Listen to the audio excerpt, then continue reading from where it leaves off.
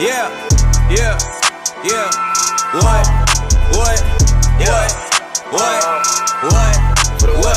Hey, what's up, guys? Welcome to another episode of Films Most Wanted. I got my brother right here with me, Mr. Roland. How's it going, man? What's up, man? What's up? Thanks for having me. Welcome to the show, my brother. My guy came all the way here from Orlando. He's spending some time with his family. Yeah, 4th of July weekend, so, I had to come out here. He hit me up, so, I had to stop by and see my boy, Good podcast going on, so I'm like, hey, I got to stop by, That's facts, man. You're an interesting dude, man. We go back to high school days, man, You're a little younger than I am, but we were still in the west side, just kind of finding ourselves and paving a way at some point to get to the next the next platform in life. We were leaving high school, getting ready to go to college, and at that time you was balling, so I remember that. Yeah. I was hooping heavy, man. Don't even make me reminisce on those days. I might have to cry because it's been a while, dude. Nah, I'm pretty sure you pick up a ball, you be right back at it, man. Nah. I would literally have to practice for months right now because it's been that long. Shit, I'm in the league now, so I'm always playing. Where I'm at now, we got EA leagues, flag football, everything. So Thursday nights, I'm playing ball all the time. Man. They balling out there? They balling, bro. We in the league. We all right, but competition steady, so we got to get better, though. No, that's facts, man. So I want you to go ahead and introduce yourself to the people, man. Let them know what you do, what you specialize in, and kind of what your background is. Pretty much, my name is Roland, Athouris III. I go by RA3. I do visual effects, compositing, visual effects supervising, pretty much anything CGI, animation. I do promo cover animations. I did a couple of projects for him. He shot a couple music videos. I put effects over it, changed some eyes, titles. So like anything animation really. So if your project needs visual effects, graphics, that's me. Just let me know, and I got that in. Yeah, man. It's a very interesting route you took because I was like, I never even knew you were into this stuff, So we obviously weren't like, we didn't know too much about it, what we were trying to specialize at that time. But it's pretty interesting that you went the route that you did, and your focus on VFX and compositing, and that takes a lot of effort and time. So elaborate on how you found yourself to become this. I mean, really, I think it's like a family thing because my dad, he's a graphics artist. He's a graphic design. He does that. And I remember talking to him about it. Like, growing up, I always used to be in the office, be around his computers, messing around with stuff, learning softwares and stuff. But once I talked to him about it, I was like, yo, should I do something like this? And he was like, that might be a lost art coming in nowadays. So I was like, started looking around and stuff. Motion graphics, I like that. So I was like, okay, you do something with that. And then that's when Full Sail came up out of nowhere. Like, I think I was just chilling one day.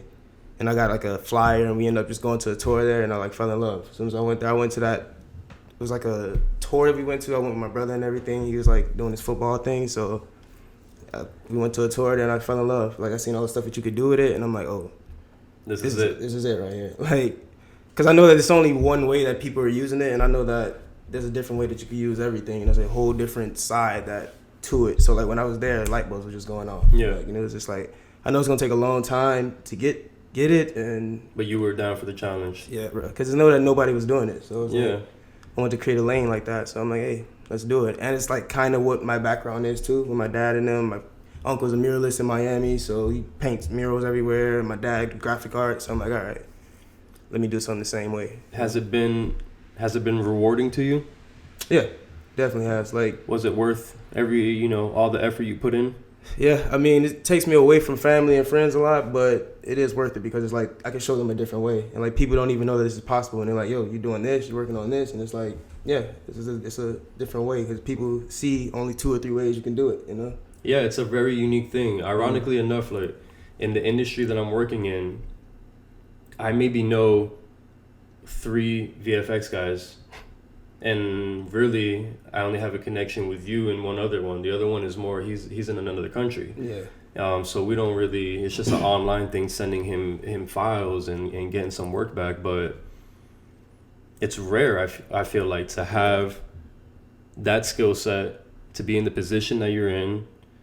I know a little bit about you, so I've known you work on some huge films, and that's something that piqued my interest, obviously, once you started. I mean, you changed the game. I was inspired by you. what you were doing and the fact that you had worked so hard to already put yourself in a position to be a part of an actual feature film that was bigger than life. I mean, you've been a part of some pretty big films. Let the people know, man. Back in 2016, I moved out into LA. I did like some stereo compositing work for Avengers, Age of Ultron, Terminator. It's pretty much that whole year. Mad Max, Ant-Man, San Andreas. So we were like breaking down shots and like making sure we put everything together for 3D conversion. So like that'd be breaking up pieces of the shot, everything blowing up, cutting out like the background from the players and all the plates and setting it up so that it does go to 3D conversion. So it was good putting my hands on. It's like putting your hands on every single shot and seeing how they're creating the piece. That's together. amazing. Yeah, and it was like just to see that and see like from on the level of that, especially if you're looking at a movie like San Andreas, it was just like something crazy because it's like everything is like blowing up and the buildings are crazy. So that's a lot of VFX on that. That's a ton on that movie. There was one shot that was like 10 minutes long, so we had to end up breaking it up between like 9-10 artists, and it probably took days. But that job was crazy because it took like 90-hour work weeks. Like holy cow, like man! That was when I got to LA. Probably had like one day off, but it was like 80 to 90-hour work weeks. We getting time and a half and stuff, but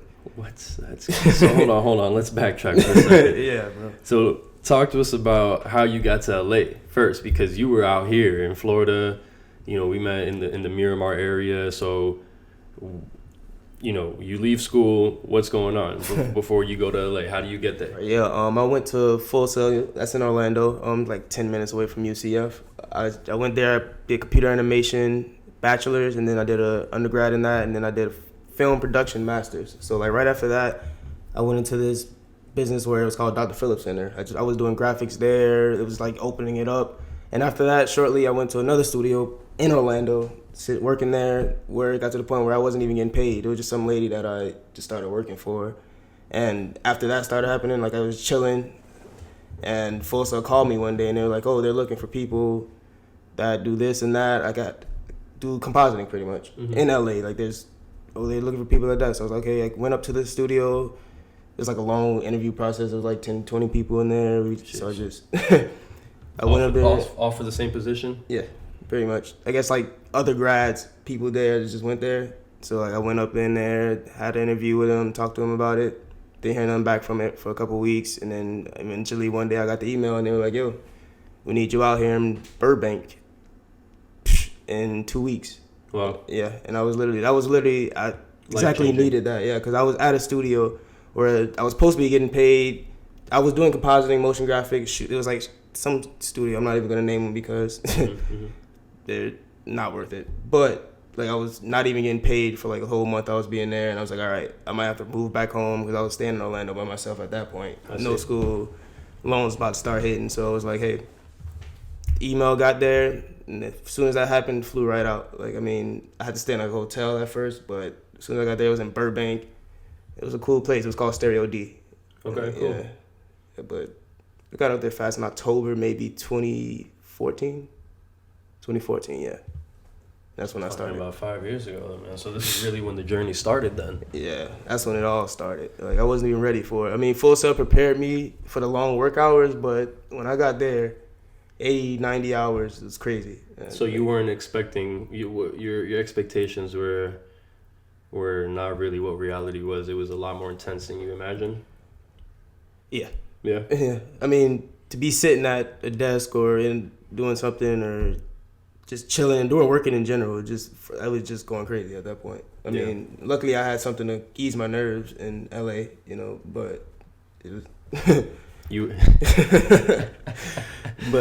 Hey, shouts out the gang, man.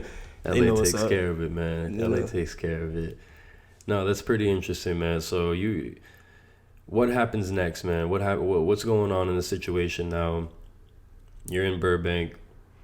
You're doing, what are you working on at this time? At this time, it was the Avengers, the Terminators. Like, it would be pretty much maybe 2 or 3 movies coming in per month, and like you would just be getting shots thrown at you. All right, we need you to do this and that. It won't be any audio on it. It'll just be all the different shots, and you would have to break it up.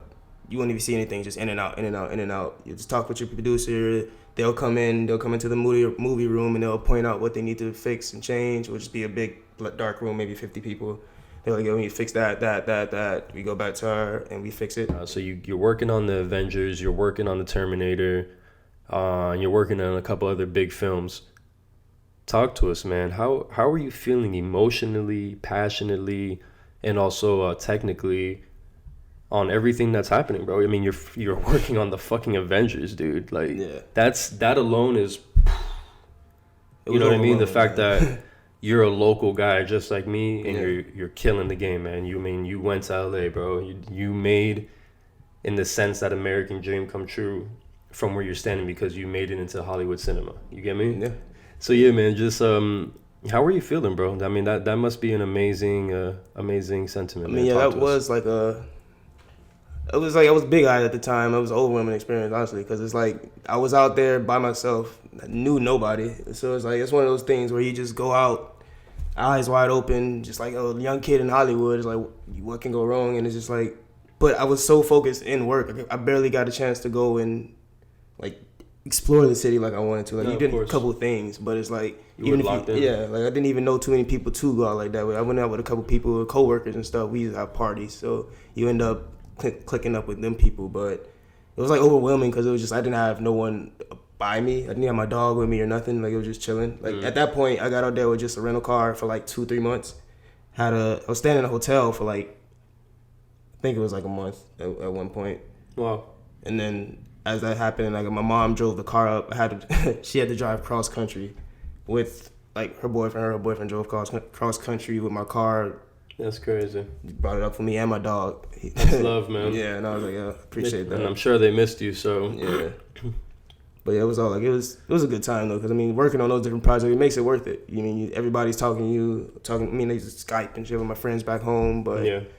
I mean, it was a cool thing though. It was good. What was your favorite film to work on so far? I would have to say Mad Max. Mad Max? Because I didn't know what the hell was going on.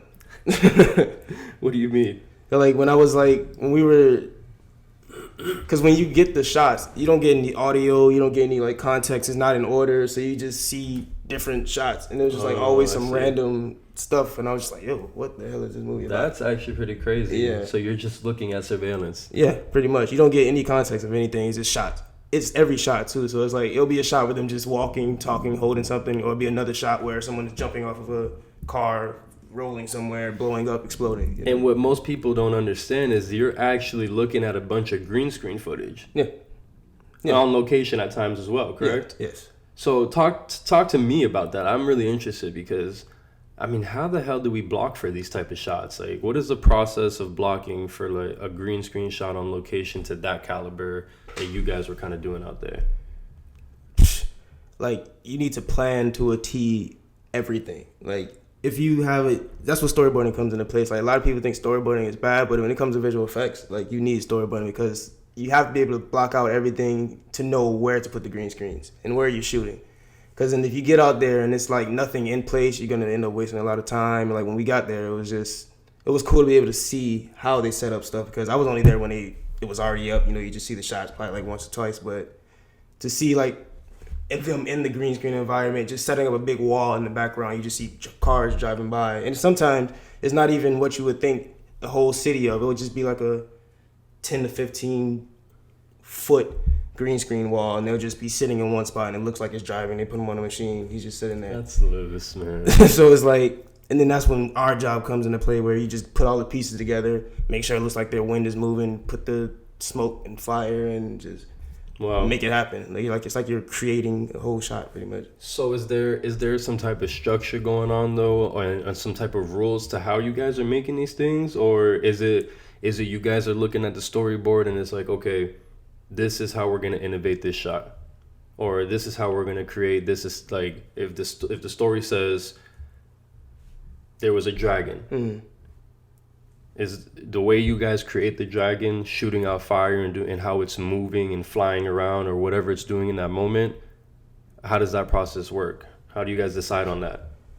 That's something that's decided early on, and then you would have to have like a dragon head or something on the set that you would have to interact with, because if you don't have that, then it's like it's like if you're trying to talk to me right now and you have nothing here to place with, you're always gonna have to have something like an object, like a dragon head or something in place for that. Okay. So it's like, that's hard to do. Like, I mean, I haven't really been on sets where they did that, but I know for a fact that you would have to plan everything. Because that's the thing about it. It's like, if you go out there, you can't really visualize a dragon sitting next to you. So, like, it's like building that out and getting the green screen tape and making the actor. That's where the visual effects supervisor come into play, because the director is not giving him what he needs. Like, the actor, the supervisor is like, all right, touch this dragon the way you want to. Like, look at him.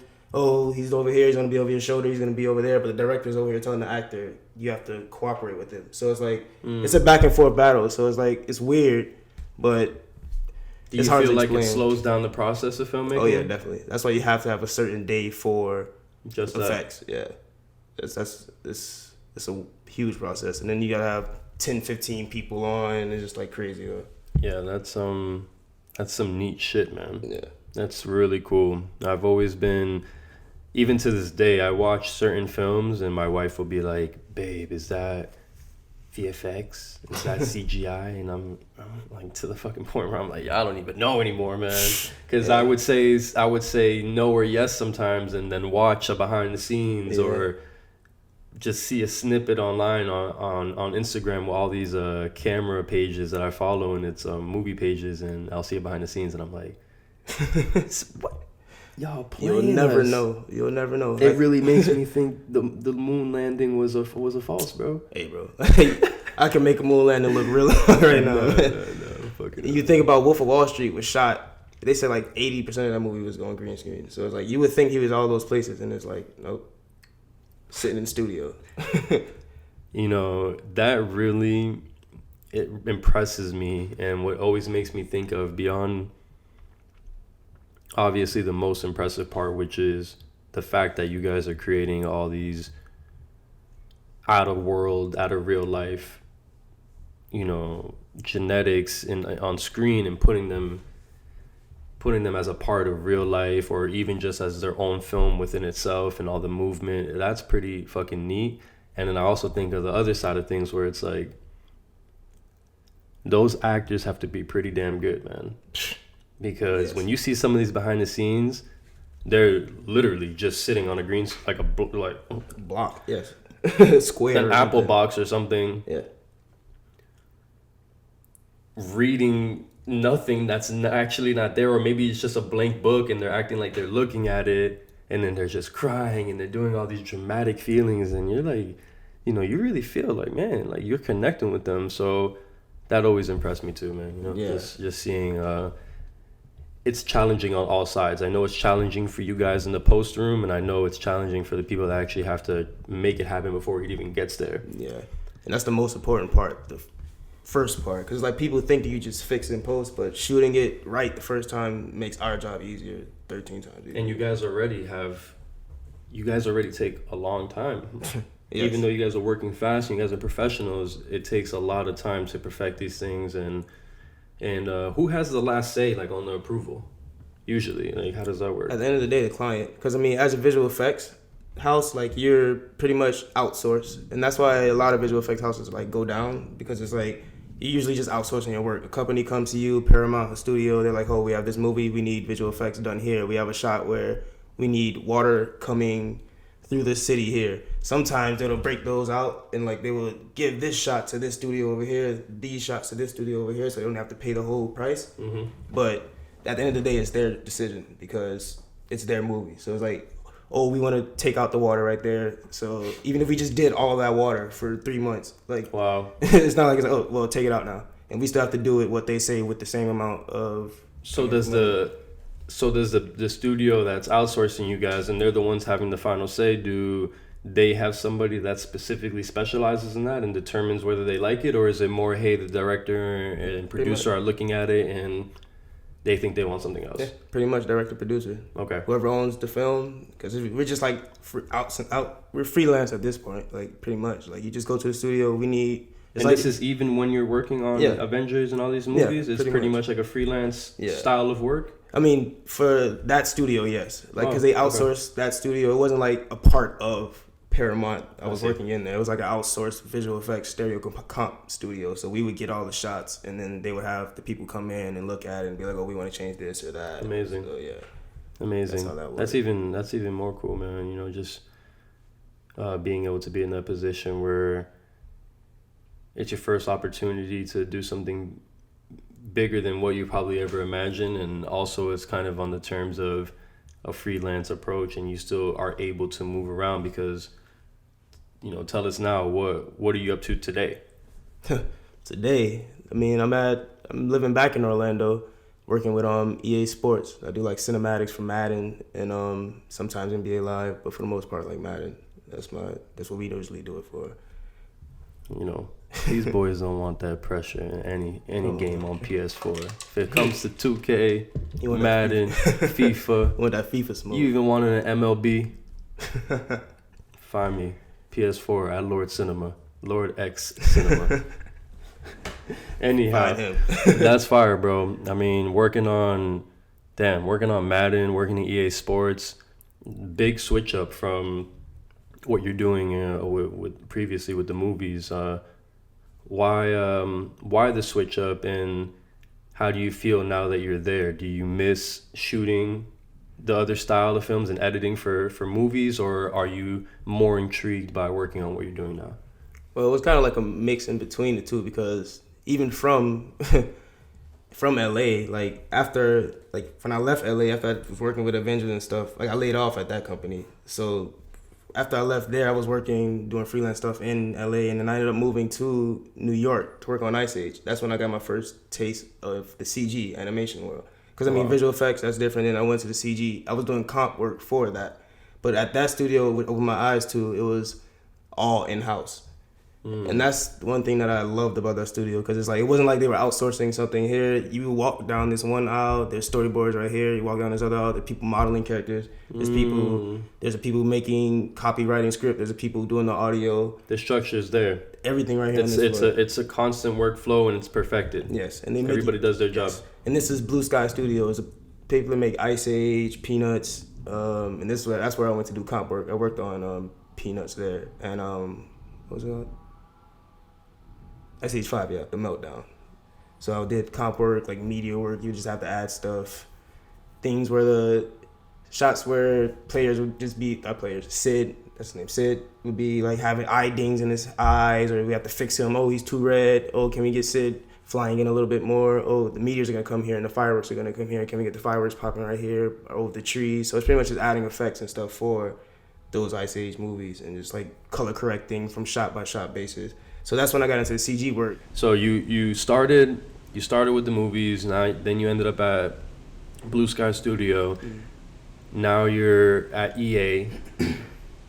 Talk to us about the transition. Talk to us about what's going on. How are things different from what you're doing now to as opposed to what you're doing back then? And which did you enjoy more?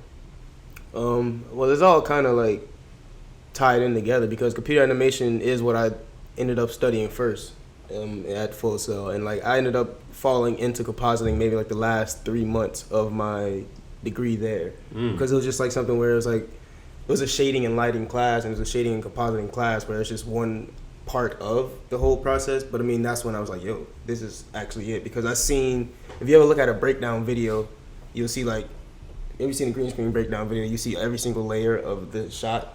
That's where I was like, yo, I want to do that. Yeah. So once I got computer animation, deep in the yeah. So I was in computer animation, so it was kind of already in me. I just took away from a little bit, went to visual effects just because I fell in love with that for a little bit. But then when I went back to computer animation, I was like, okay, it did feel good, because it's like that's what I was made to do. Not made to do, but that's what I was doing the whole time. Yeah, you were kind of initially started in that, so it's cool to continue in that and specialize and get better. Yeah. So working for EA has to be pretty amazing. I mean, we're talking about childhood, greatest memories. At some point or the other, at some time or the other, we had some great moments, because I was a gamer. I'm pretty sure you were. Yeah. That's because we're into sports, and how do you not play a sporting game if you're into sports? I mean, I grew up playing football since I was like 2, 3. So I mean, like running around the parks, just playing. So I mean, of course, I was always playing Madden, NCAA, NCAA, of course, and then Grand Theft Auto or something like that. Maybe just one of those, like to the point where I played it every day. So I mean, be there now is just like something crazy because like I feel like I know the game in and out, and to be able to like create. I had like visions to be able to create things back when I was playing it. I'd be like, oh, that'd be dope if they did something like that, did something like that. And now I'm in a position to be able to do that. It's good, and have a say in all that, and that's got to be. I mean, that's got to feel great, man. That's a major accomplishment. Congratulations on everything, up to this point in your career. What's notable to me about you is that you've really been a part of some, childhood great stuff. You worked on the Peanuts movie, Charlie Brown. That's epic.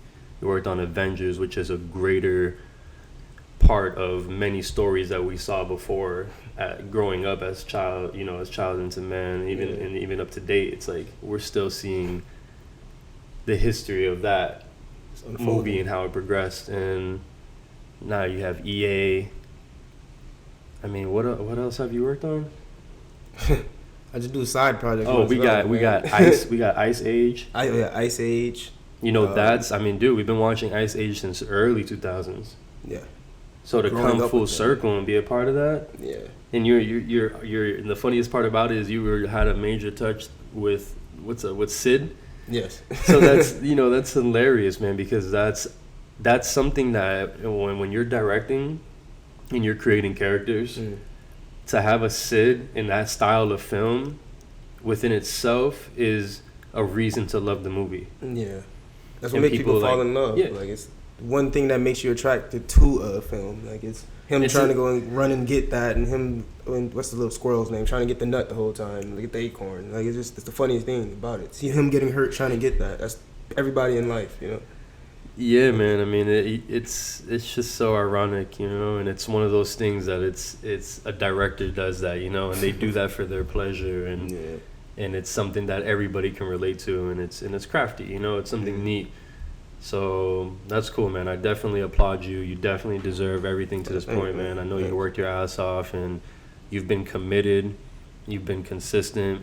You also opened up yourself to be a part of the urban market when we've collaborated on certain things, and every film we've done together has come out amazing. And I've always been asked, who did the VFX on that, and people would think it was me because I was editing, and I'm like, man, there's this dude. He lives out in Orlando. I went to high school with him, and every time I get into that situation that I need a VFX person or I need to recommend one, you're always top of my list, bro. And I definitely love the work and how you've progressed, man. The quality has gotten better since you left Full Sail all the way up to now. You definitely leveled up your game, and that's essential, man. No, it's likewise, man. I mean, I see you doing the same thing. So it's like once I see a person working the same way I do, and I see the level of quality keep going, I'm like, yo, I want to work with that person. And it's like we just gotta be able to build with each other, build off each other. And I mean, that's just how you gotta do it in life. You gotta find the people that is worth it to build with. And I mean, like, you dope, I'm dope, we gotta make some dope work, Yeah. What kind of programs are you guys using right now? Like, what is the industry standard for well, like industry standard visual effects, you see like Maya, that's like you see 3D scenes, visual effects, Houdini, something like that. That'll where you put all your explosions and water simulations is Houdini. At EA we were on a proprietary software there, it's like called Frostbite, but that's like something that only EA has. Frostbite. Yeah, it's like a proprietary software there. But like for the most part, outside studios, I work on Nuke. That's what they do compositing with. Okay. So it's just like if I go home on my desktop computer, I probably have like 13 software. Because I mean, I'm always going back and forth in CG animation, visual effects, supervising. So I mean, the end goal is I'm gonna have my own studio. So it's like I want to be that type of owner that doesn't not know what they're talking. Like, yep. Okay. You get me? Like, some people were like, it's like you just, can we get this done in a week? And it's like, no, you have to know the process of it. Mm-hmm. And I want to be that person that's been there from the ground up, that knows every single in and out. Yeah. And gives you more control of the project. So me hopping around from studio to studio is like, it's kind of like a thing where it's like, all right, that's kind of where I'm like, I like this, you take this there. I like the way they were doing things here. I like the way they're doing things there. But it's like, I mean, that's like the ultimate plan, What's been the most difficult program to work with or to learn? I mean, all of them, man, honestly. Because it's so much. And I feel like every single project I'm learning something new. Yeah. It's probably something every time. My dad always raised us to never say can't, and I feel like that took me into visual effects. So literally, if somebody is saying, "Oh, can you do this?" Because literally you can, and it's just like I can figure it out. But I know how to do everything. But for the most part, it's like there'll be some things you do have to like. You have to learn. Yeah, like a couple things. You have to experience. I mean, if you've never been put in that situation before, how can you be? But that's the cool thing is we have all these other monumental moments that help prepare us for those moments. Yeah. And that's kind of something I was talking about on my last podcast. It's being able to be versatile and do various things and be skilled in all of them, and also have your master, like what you mastered in. Yeah. But you have to have subsequential things that are helping propel what you're mastering. You can, in the sense of your growth and your quality and your aesthetic, and just experience does that for you. Yeah. So if you're not put in a situation, if you're not put under pressure, if you're not pushing the limits yourself because you need to be pushed, like those are all things that need to be focused on. I think and people are always asking, how can I level up? How can I reach the next platform? And there's like many secret recipes, obviously, and there's probably things of judgment of character and how you approach people and what you're offering that can determine like what's happening for you in those moments. But the truth is, for me, it's always been about grit, hustle, not taking no for an answer, doing my homework, getting on the phones, getting on the emails. And I've always been a person that's been able to connect the dots, and put the right people in the same room together so that they can make magic. Yeah, at the end of the day, it's about who wants it more. And it's like, you show it, man. And that's why you and I get along, because I like having quality people around me. I don't like just saying, hey, yeah, I know a VFX guy. I'm proud to be like, yo, yeah, my VFX guy, dude, top line. Top line. He's been there. Check the credits. Do your homework, guys. Go on IMDb. Go on the credits for Ice Age 4. 5. Sorry. Go on the credits for Ice Age 5. You'll see him there. Right. So those are proud moments, man, and I applaud you. Do you have one question before I get into the advice, actually, just so we can have it and maybe I'll use it or not, but can you kind of touch on the functions of how these programs work that you're editing in? Like, what is a general setup? What are general keys that you have to go through to make just things flow on a normal basis? Because you have your cutting and slicing, and you have your transitions that you add, but what are things that kind of have to be done specifically to set up the programs the right way? Well, like if you're adding CG element to scenes, like you would have to like track the shot first or something like that, and sometimes you have to track the shot if it's like moving a lot and rebuild the whole scene. Like say for example, you're shooting a kitchen and you wanted me to add the kitchen, the oven on fire, blowing up or something, and the camera's shaking a little bit. Right. When you get that first shot, you have to bring that shot into one software to track it.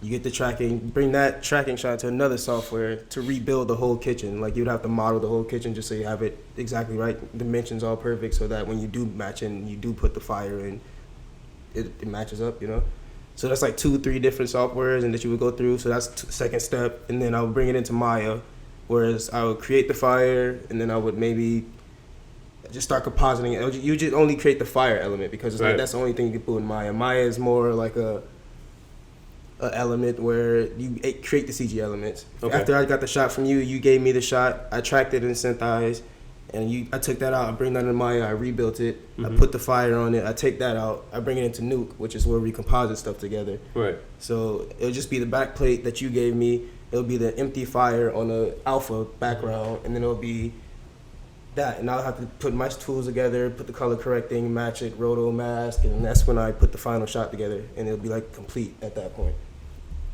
What? For one shot.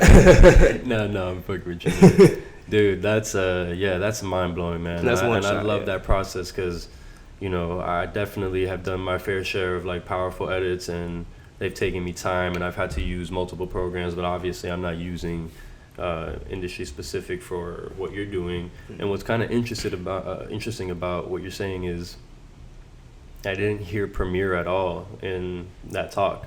Nah, man. Like, Premiere is usually for editing, but like I'm usually in After Effects and stuff. When it requires something heavy, it's usually After Effects that I'm in. Text animation. Right, but I didn't even hear you mention After Effects is what I meant. So that. Is like After Effects kind of like a lesser program compared to what you're using now, or is it just not as needed? Well, or After Effects isn't heavy in 3D work. So if you need 3D work, After Effects, I use it sometimes. I use Element 3D when I'm doing, you see some of the animations that I do on my page, like my Instagram, RA3.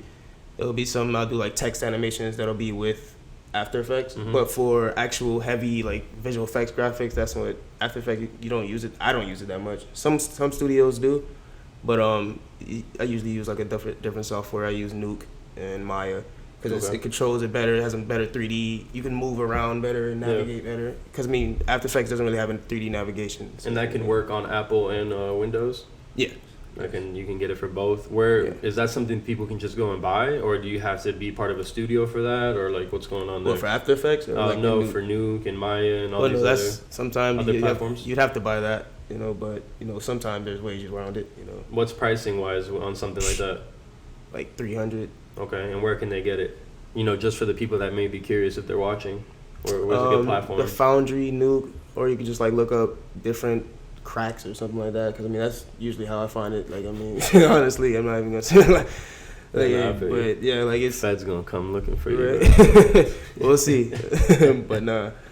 But yeah, like you can go on their page, but I mean they really like taxing. But to learn, like you can get a student license if you go on their page, and you'll maybe get like a watermark over it, but you can still work with it and you can learn with it. When you want to actually do something, you could buy it for like a single license or something for like $1,000 maybe.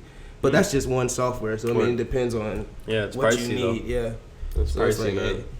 I'm not a big studio right now, so it's like you can't really get everything legit all the time. I don't know. So what's next for you, man?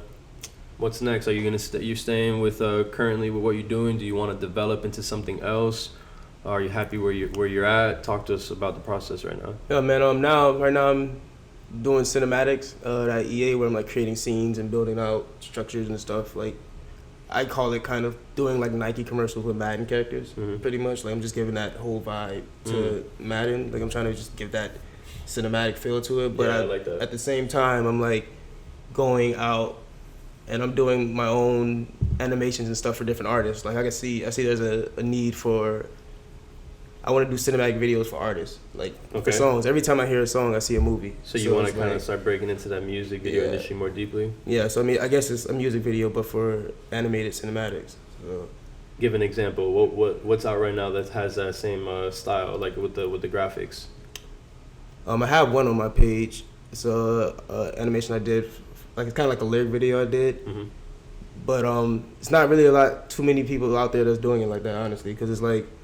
It's something that's a lot of work. Yeah. And like because it's like CG animation is a lot of work. And to do it for a song and to do it to turn around in a quick time is like damn near crazy. Yeah. But it's just like if you worth it or you want to do it, it's like it'll make you stand out and step out. But it takes a lot of people to do it. That's why, and it's usually expensive. But I mean, I'm trying to figure out a way where I can just make it all faster, But that's what I'm working on now. Like I have my company RA3 where I do animation and effects for other people. So right, yeah. So you want to just continue focusing on that, just building that brand, build up the brand, and then ultimately be independent and just have your own studio. Yeah, pretty much. That's the end goal. Have a studio, feed off. Branch out to different things. But for the most part, just building. Learn all the different pieces and get better. When somebody's going to school for what you did, what would they major in? Computer animation. Computer animation. And film production. So it's combined. Yeah, I mean you could do just do computer animation, but I'm doing film production because I make films too. So I like that whole aspect. Being a visual effects supervisor, you would need to have that background and be on set and know. Understand a little more what you need to make to make things happen. So I have like both sides of it, That's pretty crazy, man. Computer animation, that just sounds beyond me. Do you have advice to anybody that's looking to, become a visual effects artist or, focus on just graphic work coming into the industry, and any advice on how they can start and how they can get kind of to the level where you're at, man, where you've worked on some big things? Get a computer or a laptop or something like that, definitely. YouTube University. Like, I probably learned like 50 to 60% of the things I know from YouTube University. Tutorials on YouTube, looking stuff up, like any the smallest things. Like, I don't know how many times where I've like had to make some huge like visual where it's like water flowing down hallway, and you just find a video on YouTube how to make water trail in Maya. And then you start with that, and you find another piece to a video, how to make a trail go here. And it's just like little pieces. It's like a whole course that you can find on YouTube if you just do the due diligence and just actually look and search for what you want to look for. But I mean, also there's like websites like digital tutors where they have actual professionals giving you advice and like courses on how to use different visual effects pipelines. But for the most part, you're just gonna have to keep learning, honestly. Yeah. Because stuff changes every day. There's a new software every day. There's somebody else doing something every day. So it's never going to stop. Okay, so can you give some tips more specifically on how to break into the industry once you've learned the game, once you've done all your research, you got the applications to editing programs to make it happen, and you've done some research on the YouTube platforms you're talking about and websites? What's next? Where can they apply for jobs like what you got, or who should they be talking to, and what should they be looking to do to take the next step? Honestly, I would say just creating a lot more, and just like once you learn all those tools, just making sure that you have all of the work to back it up, kind of. Like, cause like it's hard to get in there or get your foot in the door if you don't really have too much to fall on. So even if it's small projects, just work a lot. Cause I mean, those small projects are gonna turn into big projects. Those small projects, it might be a small project, but you might do something big on it. Cause I mean, at the end of the day, visual effects is always a long process, so you're gonna have to put work into it, and it depends on how much you put into it. So that's true. But it's like, just keep working. Just keep, like, when I was in school, I probably never had anything on the side. So like I was always had something, you doing this and doing that. Just have that hustle mentality to be able to break through those doors, because that's what they're looking for. Yeah. Like, you have to be able to stand out when people are looking at job applications or something like that. Like, my job application was like black with like a dark sky around the back of it. Like, it had like gold trimming and stuff like that. Nice. It was like inverted. You would normally look at a stack of resumes probably, and then it would just be all white with black lettering. Mine was black with white text, like gold font, stuff like that. So it just stood out to the thing. So it was like, but just try to be different and try to be you. Like, I mean, it's easy to be cookie cutter, and especially in an industry like this. And it's like, I feel like I'm alone in this industry. Not really alone, but it's like, it's not a lot of people like me. Yeah. Because it's like, it's different, more like a nerd sport, I guess. Yeah. And I mean, just being you, that's what's gonna make you different. Just creating, that's what's gonna make you stand out, you know? No, that's facts, having man. that work. It's just funny because my buddy JC was just on the show, and he said the same thing, man. When I asked him to give advice to cinematographers, DPs trying to get in the industry, and he was like, dude, like, you have to have the work to back it up first, you know? He was like, what?